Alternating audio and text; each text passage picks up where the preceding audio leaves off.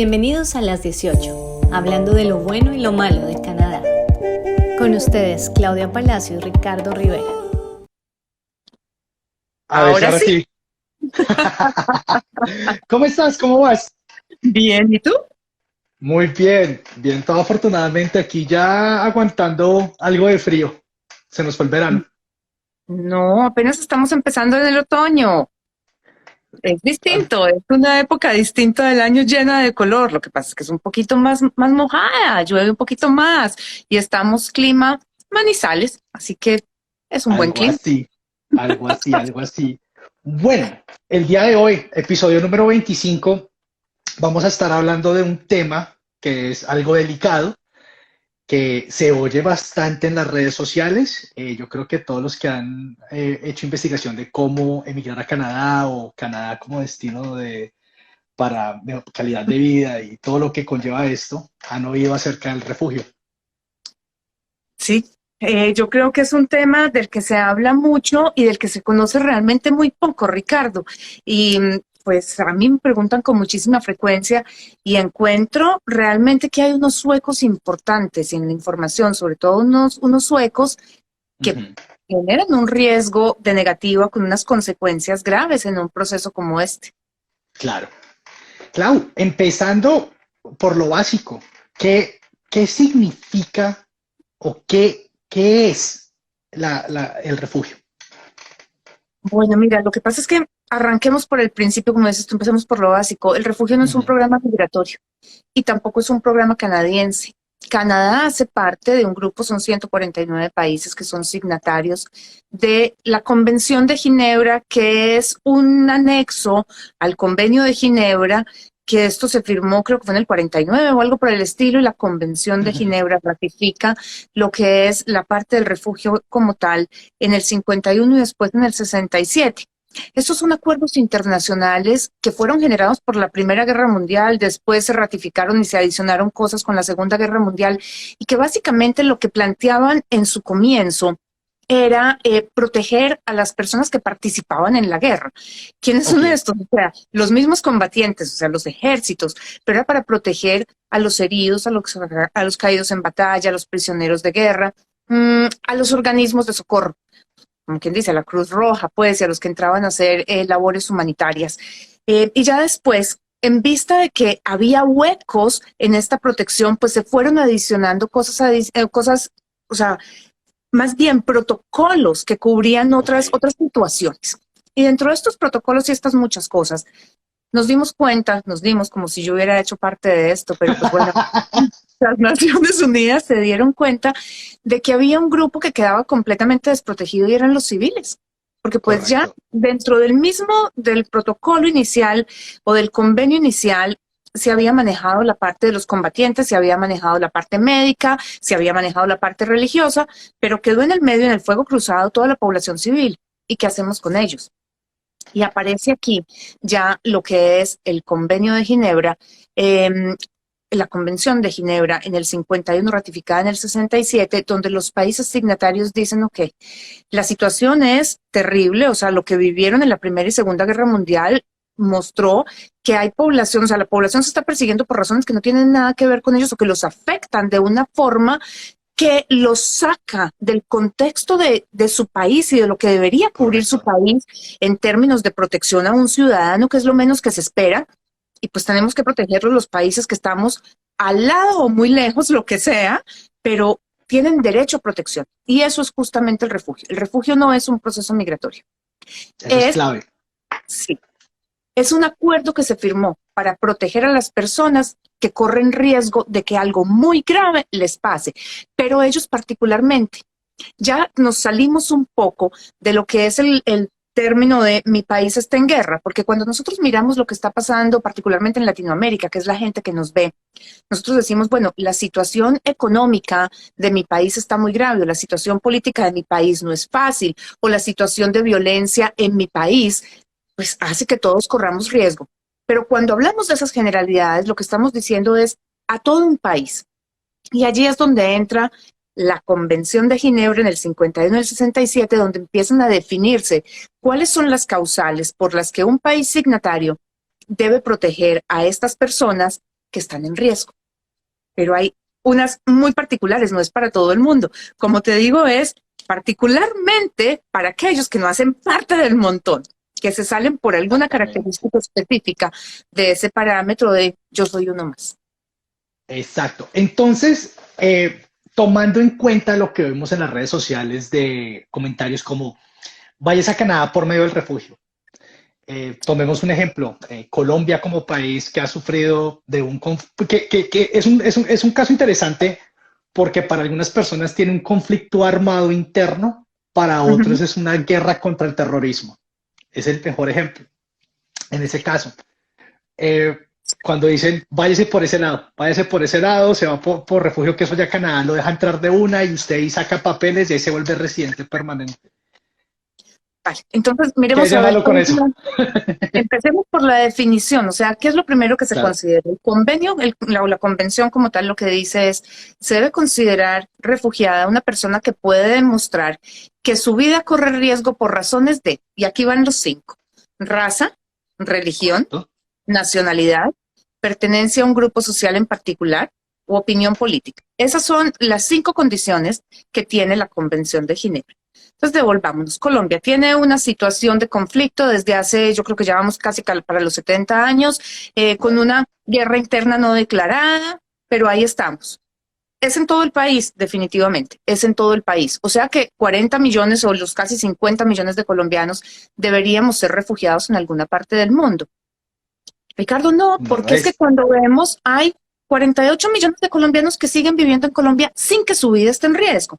Es posible que Correcto. los maten, sí, claro, es posible que uno en Canadá salga a la calle y en algún momento pase un carro y lo mate, o haya una persona que tome un arma por cualquier razón, perdió sus facultades mentales, hizo un tiro al aire y me tocó a mí. Posibilidades de que me maten existen en cualquier parte. Lo que me Así dice a es. mí esta situación de refugio o el acta más el convenio, la convención, lo que me dicen es, a ti, Claudia Palacio, ¿quién te está persiguiendo y por qué? Y allí es donde tengo que entrar a decir yo, este es mi caso particular, este es el grupo, no sé, la organización, la persona, lo que sea que me persigue a mí, Claudia Palacio. Y aquí van algunas cosas adicionales. Mi país me pudo proteger, porque no se nos puede olvidar que esa es la obligación de cualquier Estado, proteger a sus ciudadanos. Entonces, el Exacto. gobierno o mi país me pudo proteger. Si no, ¿cómo demuestro que no lo pudo hacer? Existe un exilio interno. ¿Qué es eso? Yo soy de Bogotá, me voy a vivir a Casanare, me siguen buscando, sigo en riesgo, o soy de Medellín, me voy para Barranquilla. En México, yo Exacto. soy del DF, me voy a vivir a Monterrey, o en Perú, yo soy de Lima, me voy a vivir a donde, no sé, a Cusco, si soy, o sea, de cualquier país, salgo para otra región del país y mi vida cambia o sigue igual en riesgo. ¿Cómo lo puedo demostrar además? Porque desafortunadamente hoy en día, con todo lo que el sistema ha aprendido de lo que hemos venido haciendo, que siempre lo repito yo en estos espacios, el sistema aprende de Sí. lo que le enseñamos, pues ya vemos que en muchos casos el testimonio de la persona no es suficiente, tenemos que probar que fue así. Entonces yo tengo que Así probar que es, hubo así una es. amenaza, yo tengo que probar que pedí protección, yo tengo que probar que me cambié de casa, yo tengo que probar que yo de alguna forma le di a las autoridades de mi país noticia de que algo me estaba pasando. Y allí es donde empezamos a jugar con los problemas, porque no es que yo, Claudia Palacio, soy colombiana, yo creo que para nadie es pues una noticia nueva la situación violenta. ¿Tú te refieres que se vivía en Colombia? O sea, tuvimos una época, tuvimos no, seguimos teniendo varios problemas de Exacto. narcotráfico, de guerrilla, de paramilitares, de corrupción, de todo lo que tú quieras, pero particularmente en la época en la que yo viví, fueron los últimos de la época de Pablo Escobar muy difícil. Yo creo que la gente toda de mi edad vivió ese momento. ¿Qué pasó con todos nosotros? ¿Dónde fuimos a parar? ¿Cuántos de nosotros de esa época, Ricardo, tú eres mucho más joven que yo, pero cuántos de la generación mía siguen viviendo en Colombia? ¿Y por qué? Sencillamente porque la guerra no es con todos.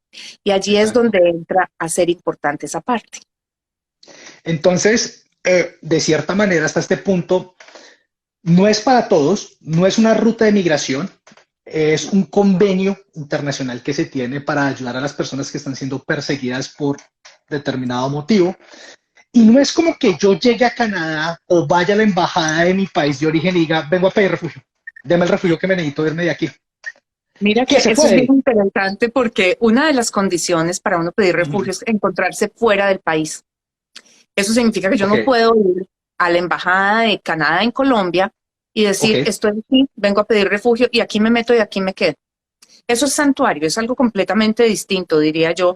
Y sí, aunque vemos que hay embajadas en algunos países del mundo que protegen personas con unos altísimos perfiles, porque ha sido el caso, yo creo que lo vimos hace un par de años con el de Wikileaks y todo lo demás, pues no es correcto. el caso para cualquier persona, ¿de acuerdo? Y tiene que ser un caso muy particular y digamos que de características internacionales, pero las embajadas no te prestan a ti sus instalaciones físicas, por llamarlo de alguna forma, para tu pedir refugio.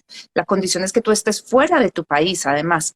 Mm, a todas estas y sumando cosas, Canadá tiene firmado el Tratado del Tercer País Seguro, lo que significa que tú tienes que pedir refugio o asilo en el primer país que tocas.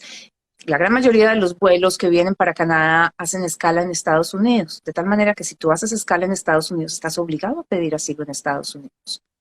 Y para explicar esa parte un poco más sencillo, básicamente es, si yo llego a Canadá en un vuelo de Estados Unidos y pido refugio, básicamente me es negado, A ¿correcto? ver, Ricardo, no es que me sea negado, lo que pasa es Ok, que cuando se firma un tratado como este, el Tratado del Tercer País Seguro, lo que se está buscando es que tú no puedas empezar a escoger, "Ah, es que a mí me gusta más Suiza, es que a mí me gusta más España, es que a mí me gusta más Canadá". Cuando hay una situación de persecución, tú lo que tratas es de salvar tu vida. Tú no estás correcto, escogiendo, es que me gusta más el clima, es que me gusta más, no sé, la educación, el color, el idioma. Estoy tratando de salvar mi vida. Después se trata justamente de darle prioridad también a las personas que lo necesitan. Y volvemos a jugar con todo esto. Canadá es uno ujú, de los países que más ayuda le presta a las personas que se encuentran en riesgo, pero lo correcto, así repito, es es. para las personas que están en riesgo, no para el que dice, no sé, yo ya tengo 45, no he podido conseguir trabajo en mi país, entonces pues me voy a ir a Canadá a pedir refugio porque soy de, escojamos país, podemos hablar de cualquier país latinoamericano y creo que Sí, encontraríamos alguna razón de violencia. Soy de este país, sí, o una situación como por ejemplo la de Venezuela, que es una situación bien particular y bien complicada, y decir, bueno, me voy a Canadá y lo pido.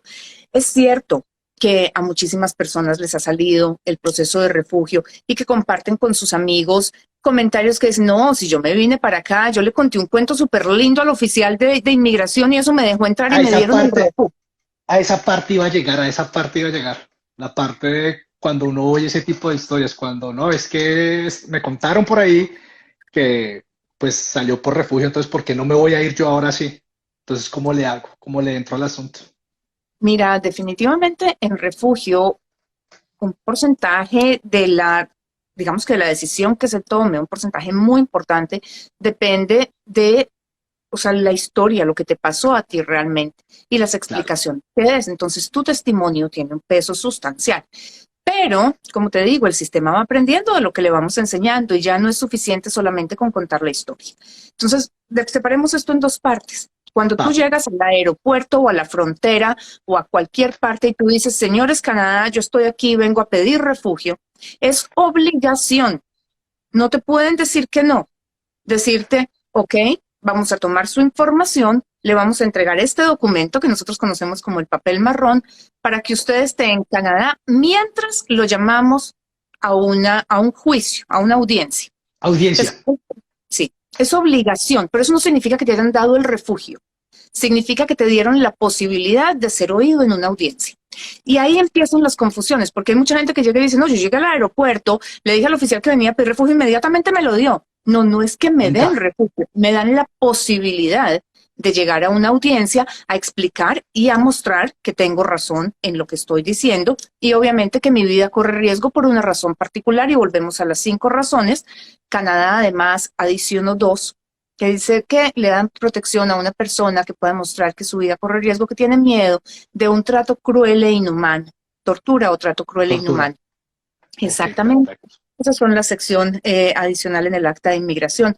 Todas las que manejan protección en Canadá son la 96 y la 97. Yo diría que las secciones más complicadas que tiene la ley migratoria en Canadá, aunque son supremamente cortas, pero pues son tremendamente delicadas porque aquí no estamos jugando con sueños de yo me imagino que yo quisiera llegar a ser, sino aquí o me protegen o me matan. O sea, ya la cosa es a otro precio y es distinta. ¿Cierto? Ya no es de que yo me Correcto, quiero ir para darle un mejor futuro a mis hijos, sino que me tengo que ir porque si no me los matan. Y ahí la exactamente. Sí, la situación cambia. Entonces, eso es justamente refugio. Yo llego a la frontera o al aeropuerto. Si llego a la frontera es porque tengo un anchor relative, o sea, tengo un familiar en primero o segundo grado, hijos, padres, abuelos, tíos o hermanos, mi pareja, de pronto mi esposo, que es canadiense o residente permanente y está dentro del país, y eso es lo que me permite entrar a Canadá, a pedir refugio a través de la frontera con Estados Unidos. De lo contrario, tengo que llegar en un avión con visa de turismo seguramente al aeropuerto y decir, yo estoy aquí, necesito protección. Pero ya a partir de allí empezamos todo el proceso de documentar esta persecución y de demostrar que yo hice lo que estaba en mis manos para proteger mi vida y la de los que vienen conmigo y que pues no lo logré. Y bueno, cuando me llamen a juicio, eso depende de cómo estemos en inventarios. En este momento están haciendo audiencias online, pero normalmente son en persona. Y dentro de las muchas cosas que tiene el refugio, es que los oficiales que están a cargo de tomar estas decisiones, oficiales del IRB, no son de inmigración, son un cuerpo separado, son especialistas en el país que revisan. Pues el oficial que revisa casos de Colombia sabe más de Colombia que los mismos colombianos. Lo mismo pasa con el que Correcto. revisa México o Perú o Venezuela o Chile o cualquier país del mundo, inclusive pues los de Siria, de Afganistán y Pakistán y todos los que ustedes quieran. Además, son especialistas también en toda la parte de razón de persecución. O sea, cuando yo digo pertenece a un grupo social en particular, ¿a qué me refiero? Por ejemplo, soy mujer, seguramente puedo ser, no sé, víctima de violencia doméstica. Entonces eso me pone dentro de un grupo social en particular. Pero ¿qué tengo que demostrar allí, Ricardo? O sea, mi marido es un tipo violento, lo llevé a corte varias veces, tengo una orden, yo no sé cómo se llame en algunos países, pero es una orden de distanciamiento en otros, que no se me puede acercar a tantos metros. Seguramente tengo un par de entradas a la clínica por violencia doméstica, o sea, por golpes físicos, o tengo como demostrar con tratamiento psicológico que estuve en un proceso de estos. Y hombre, que ni se me ocurra después patrocinarlo.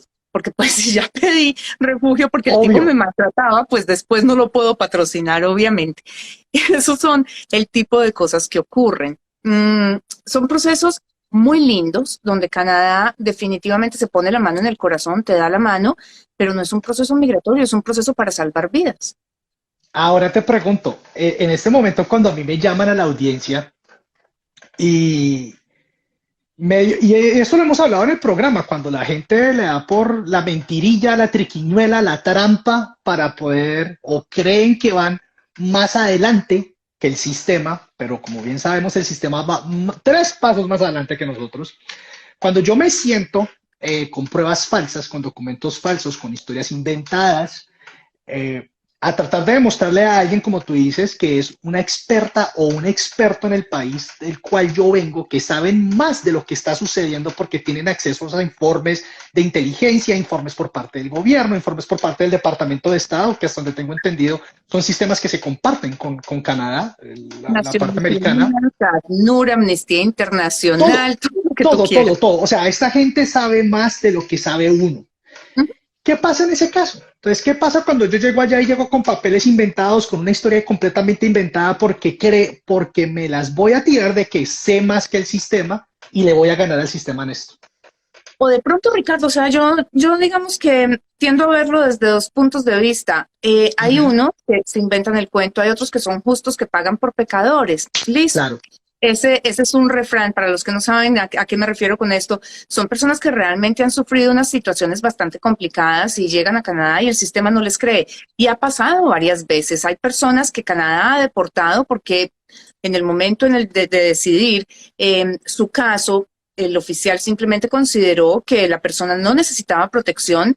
Los casos de refugio negados, si tú los llevas, o sea, las opciones que tienes son apelar en la Corte Federal, pero la Corte no puede recibir documentos nuevos, o sea, tiene que basar la decisión en lo que tú presentaste inicialmente. Lo único que va a revisar es que el oficial haya cometido un error en la aplicación de la ley. Entonces, pues con mucha frecuencia estos casos son negados nuevamente y después de esto, pues te toca salir del país. Hay un proceso adicional que se llama Pre-Removal Risk Assessment, que es una evaluación del riesgo de deportación, la última que se hace antes de sacar a una persona de Canadá. Y pues Canadá ha deportado un par de personas que al llegar a sus países de origen efectivamente han sido asesinados. Yo creo que ese puede ser uno de los dolores de cabeza más grandes que tienen algunos oficiales de del IRB.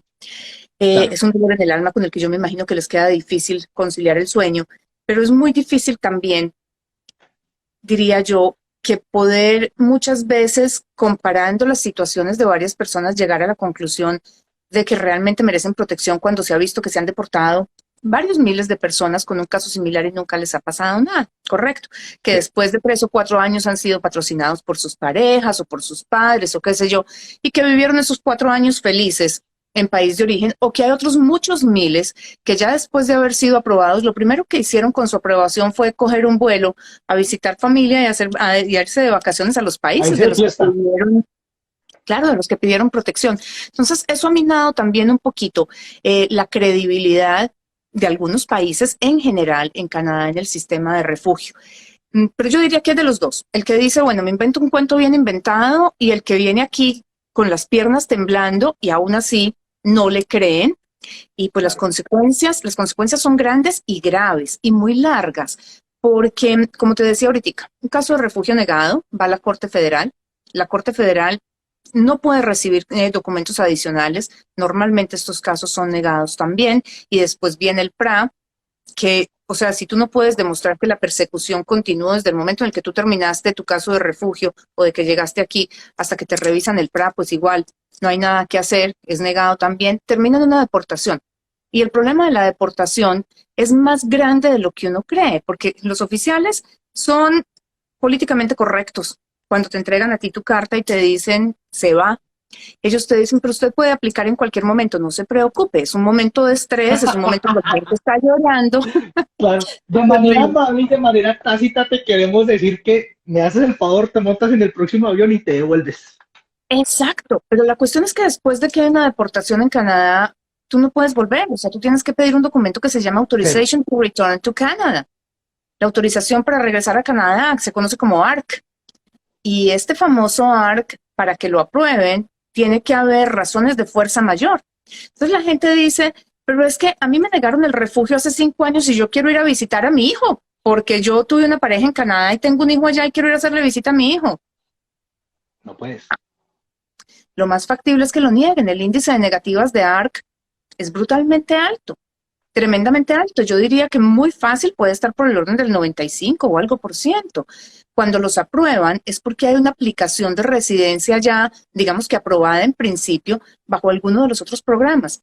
Lo patrocinó la pareja, por ejemplo, lo patrocinaron los hijos. Hay una nominación provincial, seguramente tiene que haber un soporte de un empleador para esto. Pero Claro. pedir un ARC y que lo aprueben para venir de turismo, venir a estudiar o venir con un permiso de trabajo es raro que ocurra. Es muy difícil. Te pregunto, uno de los otros de los rumores que he oído es cuando un caso de refugio es negado y ya la persona sale del país, sale de Canadá, queda por los próximos 7 años prácticamente sin la posibilidad de poder aplicar a una visa, por ejemplo, una visa americana o a una visa para el Reino Unido o una visa para Australia o para Nueva Zelanda. ¿Es eso cierto? Ricardo, esa pregunta sí no te la puedo responder yo. Yo creo que eso es una pregunta que hay que hacerle a un abogado o a un consultor certificado de cada uno de los países, porque Ok, pues son leyes de cada país, eso sí lo maneja cada uno por aparte. Lo que sí te digo es que es información que queda dentro del perfil canadiense, y pues como bien lo sabemos, Canadá comparte información con Estados Unidos, Australia, Nueva Zelanda y Europa. Entonces, pues ujú, obviamente el país que miremos o el país que uno vaya a aplicar se va a enterar de que uno pidió protección en Canadá.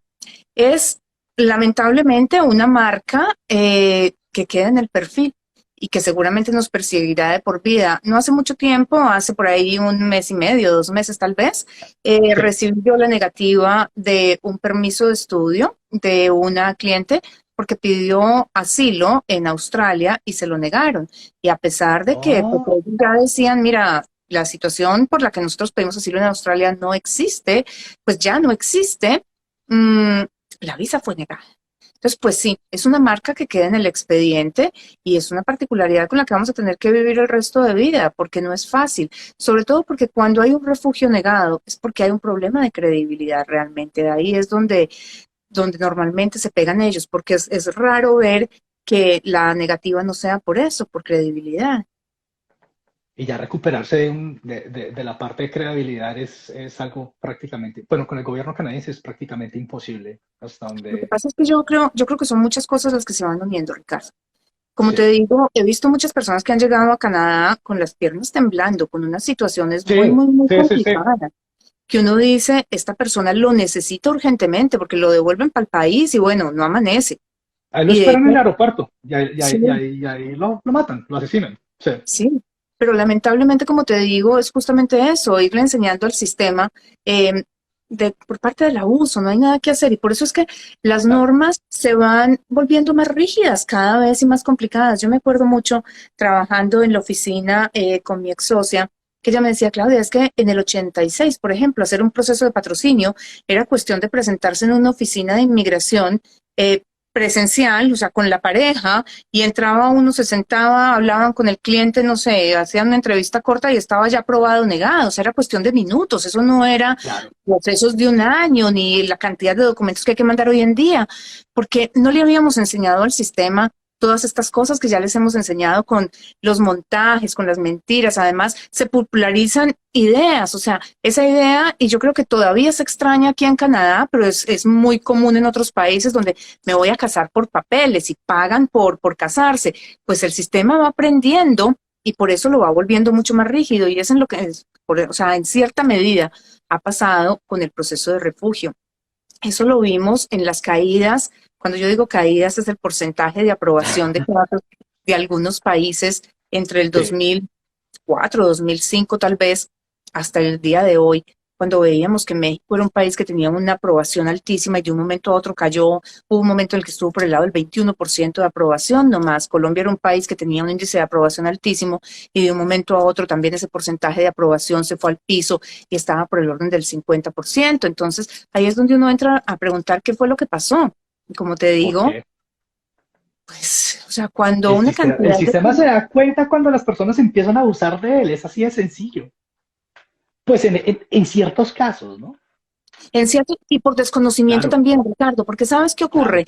Que cuando tú hablas con alguien y te dice, mira, yo llegué a Canadá por refugio y entonces, bueno, a mí lo que me pasó es que yo tenía una finca y a mí me amenazaron en la finca, pues tú sabes que la guerrilla está en todas partes, entonces pues yo claro. vine y le mostré a Canadá el papel de la extorsión y con eso me lo dieron. Y tú estás en exactamente la misma situación, te están extorsionando, pero resulta que la extorsión tuya fue algo muy distinto, o sea, tú cogiste a alguien y lo atropellaste y no le quisiste pagar el seguro y a ti el que te está extorsionando es la compañía aseguradora que te manda una carta diciéndote, Ricardo, vas pa' corte. O sea, Claro, vas pa' corte, eso no es extorsión, o sea, tú estás llamado a cumplir con unos requisitos legales, entonces, pues, hombre, no. Puede ser también que te están extorsionando, pero tú no tienes cómo probarlo. Puede ser que llevas pagándolo 15 años, una extorsión, y pues, hombre, eso puede constituirse también en una persecución en las personas que hacen refugio, o sea, que son representantes de inmigración, bien sea que sean abogados o consultores de inmigración, que hacen activamente procesos de refugio, te dirán que se podría comprobar en algún momento o sea, ¿cómo se llama eso? Harassment, que es como una persecución pequeña pero constante que se va constante. convirtiendo en... Ajá, exactamente. Entonces, pues también puede haber algo por allí, pero no es tan fácil como que es que mi amigo se fue. Y a él le fue muy bien, a él le dieron refugio cuando llegó y ya a los 4 años era ciudadano canadiense. Correcto. O sea, son historias, son procesos tremendamente delicados porque, como te digo, tienen unas consecuencias de por vida la decisión que se tome.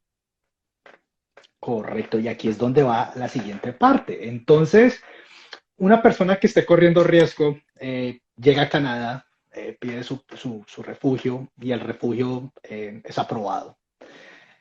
Lo bueno y lo malo de tener ese estatus en Canadá. Lo bueno, Ricardo, los refugiados tienen la ventaja de que son tratados como cualquier otra persona. O sea, son ciudadanos canadienses o Claro. residentes Y que ya no canadienses. están corriendo riesgo, ¿no? O sea, ya Canadá por lo menos les permite el estar acá Exacto. de una manera segura, entre comillas. Tienen igualdad de condiciones, que es una de las cosas que, entre Ok, otras y muchas, está consagrada dentro de uno de los muchos adendums que se le hizo a la Convención de Ginebra, y es que al ujú, refugiado se le respete esa igualdad de condiciones como a cualquier otro residente ciudadano. Pero yo creería que, pues, Canadá es uno de los que más fuerza hacen eso. que se le garantice el derecho a la educación, a la salud, a la movilidad y a todo lo que tú quieras. Esa es una parte hermosa del proceso de refugio en Canadá y un proceso de asentamiento precioso, incluso desde el día en el que tú llegas al país y pides el refugio. O sea, recordemos que no es el día que tú llegas el que te lo dan, sino el día que te autorizan llegar a una audiencia en algún momento. Hay un proceso de asentamiento muy, muy lindo, hay un proceso de integración muy bonito, es un proceso de humildad grande, entre otras muchas, porque tú te das cuenta lo que significa realmente estar huyendo y por eso es que, o sea, tienen todo mi respeto las personas de Afganistán y de Siria y todas las personas que han llegado a este país literalmente con una mano adelante y otra atrás, viendo a ver cómo salvan sus vidas y las de sus familias. Mi Correcto. respeto total, porque es un proceso de humildad bastante, bastante grande. Pero bueno, esa es la parte linda, es la parte buena. Tú tienes la protección, vas a llegar en algún momento a ser ciudadano canadiense con un país, o sea, un pasaporte que te abre las puertas del mundo entero. Pero la parte mala del refugio es que una de las cosas que tú dices en el momento en el que llegas es yo no puedo regresar a mi país. El día que yo regrese me matan. Por eso estás huyendo. Esa es la razón por la que te deben proteger. Esto significa que si a ti te dan la residencia por refugio, porque ese es el primer paso, o sea, más bien es el segundo paso, a ti te aprueban el refugio, te dicen, Ricardo, tú eres considerado Convention Refugee, o sea, eres reconocido como Correcto. refugiado por convención, ¿vale? Después de eso sigues tu proceso de exámenes médicos, el criminal, todo lo que quieras, y te dan la residencia permanente. De allí, o sea, de residencia a ciudadanía, hay un periodo de tiempo. ¿Qué es lo que ha ocurrido históricamente? Que las personas pues ya han estado fuera de sus países por varios años y apenas tienen la residencia por refugio, piden un travel document y salen felices a sus países a hacerle visita a sus familiares. Pues yo entiendo la falta que hace la familia, pero resulta que si lo que yo le dije a Canadá fue, si yo regreso a mi país me matan, y Canadá hizo todo este proceso por darme la mano para que yo pudiera estar aquí protegido, no hay ningún sentido en el que lo primero que yo haga sea empacar la maleta y regresar a mi país. Allí empiezan los problemas. Esa es la parte difícil del refugio, que tú no puedes regresar a tu país de origen, por lo menos hasta el día en el que te conviertas en ciudadano, porque tu estatus de refugiado deja de existir o de persona protegida deja de existir en el momento en el que tú adquieres la ciudadanía de otro país. ¿Qué significa ¿O esto? El día que yo la llegue, residencia o la ciudadanía ahí en ese la caso? ciudadanía, no la La residencia, ciudadanía. la ciudadanía. Ok, perfecto. Por eso es que yo dejo de ser persona protegida el día que me convierto en ciudadana de Canadá. ¿Vale? Va. Ese día yo ya podría regresar a mi país de origen, a hacerle visita a mis familiares. Pero esto puede pasar desde el momento en el que yo llego y contando con los tiempos de hoy. Yo diría que tal vez unos 6, 7, 8 años, mientras me llaman a Puede ser. audiencia, presento mi caso, toman una decisión, sigo el proceso para la residencia después de que me aprueben el caso, me dan la residencia y pasa el tiempo para ciudadanía. Pues ya ahí estaríamos hablando tal vez de qué, te digo yo, 6, 8 años en que yo pueda regresar a mi país de origen. Entonces, pues es un periodo largo sin visitar a la familia definitivamente y muy probablemente sin que mi familia pueda venir a visitar. Porque Y eso ahí es se me otro. escapa, antes de que se me escape un tema, antes de que siga así que se me escape el tema, ahí cuando ya obtenemos esa parte de la residencia, en ese punto, si tomo la decisión de volverme a mi país, Canadá me puede quitar la residencia permanente, ¿es correcto? Absolutamente correcto.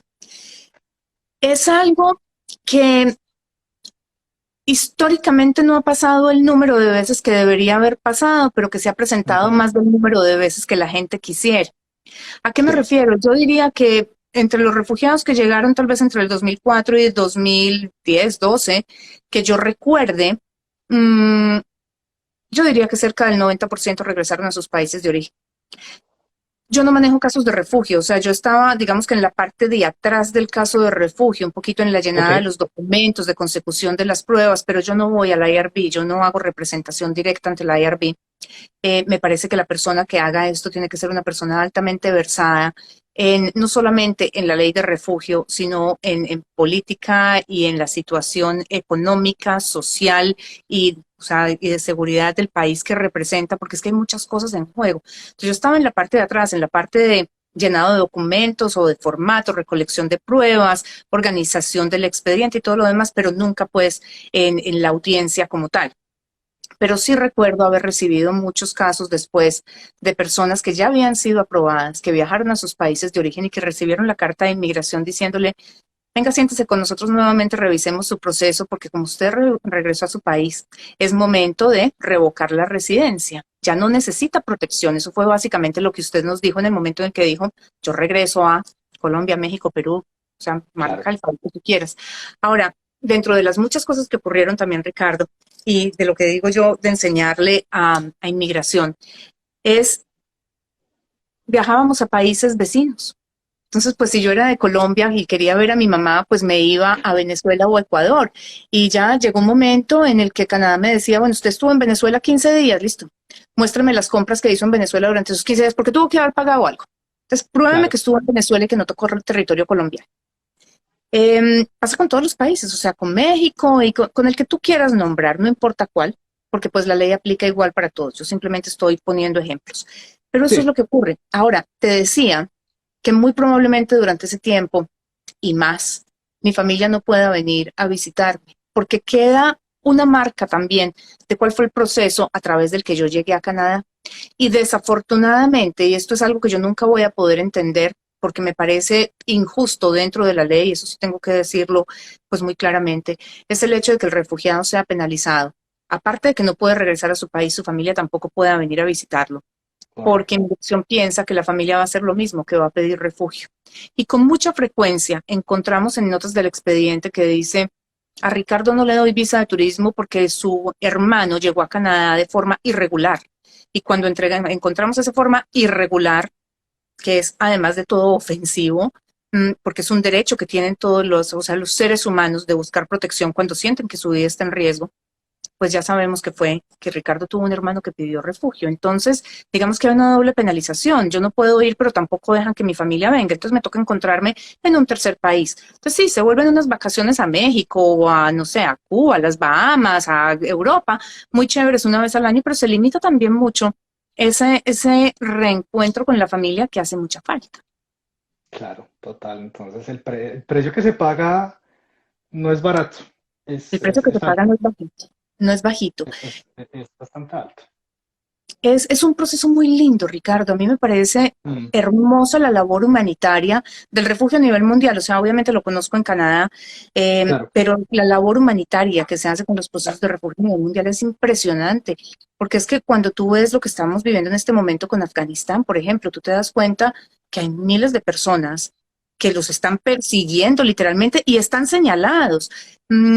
Para que nos demos una idea, yo no sé de las personas que nos estén viendo cuántos conocen un poquito la historia de Colombia, pero en Colombia hubo una época en la que los postes de luz aparecían en las listas de personas que eran los objetivos militares, o sea, con nombre y apellido. O sea, de ese tamaño era una persecución, que es lo mismo que está pasando en Afganistán en este momento. O sea, fulano de tal era intérprete para este gobierno. Entonces, esos son objetivo militar.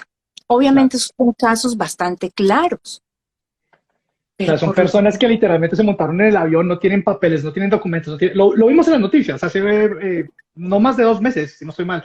Hasta me falla, pero lo vimos. Es decir, son personas que se montaron en un avión, llegaron al aeropuerto y lograron montarse en un avión y ya, para de contar, dejó sus cosas, dejó su pasaporte, dejó todo. Móntese en el avión para salvarse. Es así de sencillo. Exactamente, salieron, o sea, aquí cuando hay un caso de refugio es muy interesante ver también, y eso me ocurría a mí con frecuencia cuando trabajaba en la otra oficina, me ocurría con mucha frecuencia ver el proceso de planeación.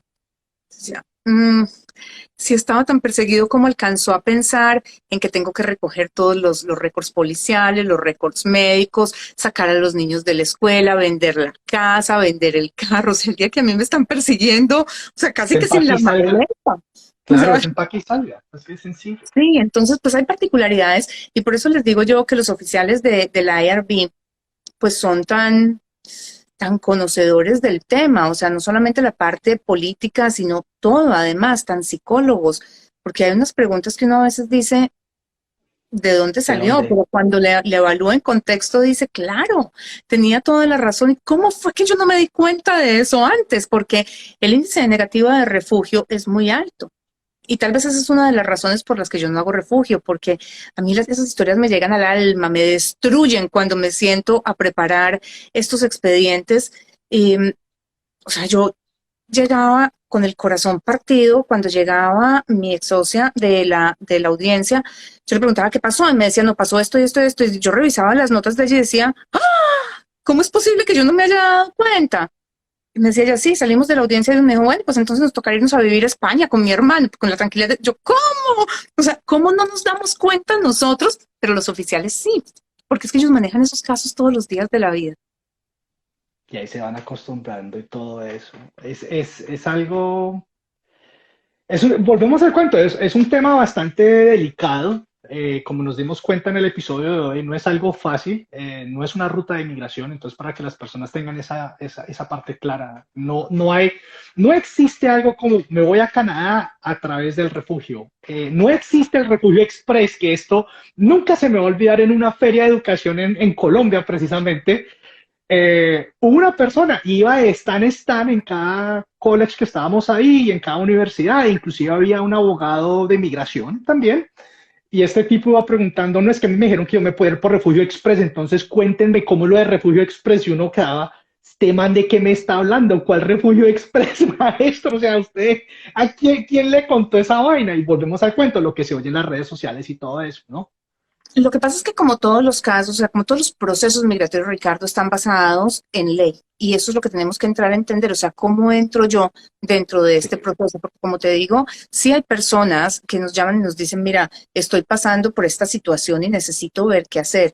A mí lo que más me preocupa de la parte de refugio es que la parte de credibilidad es altamente discrecional del oficial de inmigración. Es él finalmente el que decide si te cree o no te cree.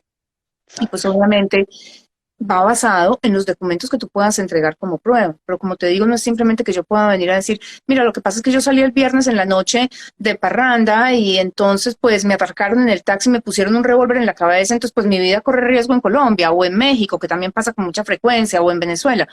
No, porque es que eso es una situación cotidiana y le pasa a todo el mundo, eso se llama un atraco, es violencia generalizada, o criminalidad generalizada, como tú lo quieras llamar, y pues no está dentro de los 5 factores que se tienen en cuenta, y no es porque tú pertenezcas a una, o sea, no te están atracando porque tú pertenezcas a un grupo específico, o sea, un grupo específico puede ser algo relacionado con tu profesión, por ejemplo, eres defensor de derechos humanos, o en algunos países del mundo por tu género, en algunos otros países por religión, pero digamos que en nuestros países la religión no es un factor por el que nosotros suframos persecución.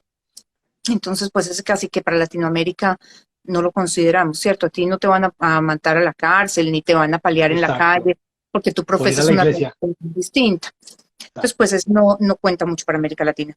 Pero sí tiene una connotación muy particular las consecuencias que tiene, porque como te digo, se pagan de por vida. Si tú salvas tu vida, salvas la vida de tu familia, pero es factible que tengas problemas pues, para poderlos traer a ellos aquí, a que conozcan tú dónde vivas. No te voy a decir que a todo el mundo, no. O sea, hay visas que son aprobadas y todo lo que tú quieras, pero pues sí encontramos negativas muy frecuente. Ahora, para la persona que tiene como demostrar que cumple con estas condiciones de refugiado, que repito, es persecución particular, o sea, para esta persona específicamente o su familia, por razones de raza, religión, nacionalidad, pertenencia a un grupo social en particular o opinión política, o que tiene miedo de tortura o un trato cruel e inhumano en su país del mundo, en su país de nacionalidad, tiene esa herramienta en Canadá y en 148 países más, porque es que los países signatarios están obligados a por lo menos oírte en una audiencia. Entonces, cuando estamos en una situación de estas, definitivamente es una herramienta que podemos usar porque la necesitamos. Y el proceso en Canadá es bellísimo, es absolutamente hermoso, como te abren las puertas, como te llevan de la mano para que tú puedas hacer absolutamente todo el proceso. O sea, busques un abogado, busques dónde vivir, tus hijos a la escuela, tú puedas por lo menos prepararte mientras estás dentro de este proceso, y ya una vez seas aprobado, o sea, que seas encontrado que cumples con los requisitos, pues ya puedas seguir con tu proceso de residencia de futuro ciudadano. Excelente, excelente, excelente. Bueno, aprendimos hoy bastante acerca de este tema. Esperemos que a las personas les haya quedado un poco más claro qué es lo que realmente significa el refugio en Canadá, lo bueno y lo malo de este proceso. Y recuerden, no es una ruta para emigrar a este país. Y bueno, ya para acabar el episodio, invitándolos el próximo domingo, que vamos a tener un episodio bastante divertido. Vamos a estar hablando de cómo armo mi casa en Canadá, cómo empiezo esa parte de amoblar mi casa en Canadá. Me voy para Canadá y, bueno, ¿dónde compro muebles? ¿Qué compro? ¿Dónde compro? Hemos oído tantas cosas en las redes sociales de recojo en la calle, no recojo en la... O sea, no se lo vayan a perder, que va a estar súper interesante. Pues bueno, entonces nos vemos dentro de 8 días, pero dentro de 8 días tenemos primero toda la parte de seguros. Seguros Vea, médicos. ay, Dios santo, ¿dónde tengo yo la cabeza? Ese es el episodio entre dos domingos. El Lo del que próximo domingo, Clau, te dejo que lo presentes. El próximo domingo tenemos a Juliana González, que es asesora financiera de Sun Life, y ella nos va a ayudar un poquito con toda la parte de seguros y planeación financiera, porque es que en los procesos de solicitud de las famosas supervisas para los padres, o cuando llegamos aquí por estudio, por trabajo, tenemos un periodo de tiempo donde el seguro médico no nos cubre. Entonces, ¿cómo lo vamos a hacer y cuánto cuesta? Que es una de las principales preocupaciones de todo el mundo. Así que nos vemos dentro de 8 días con Juliana González. Un abrazo para todos, Clau, muchas gracias por por todo tu conocimiento en este tema. Un abrazote gigante. A ti, un abrazo grande, feliz noche. Chao, chao.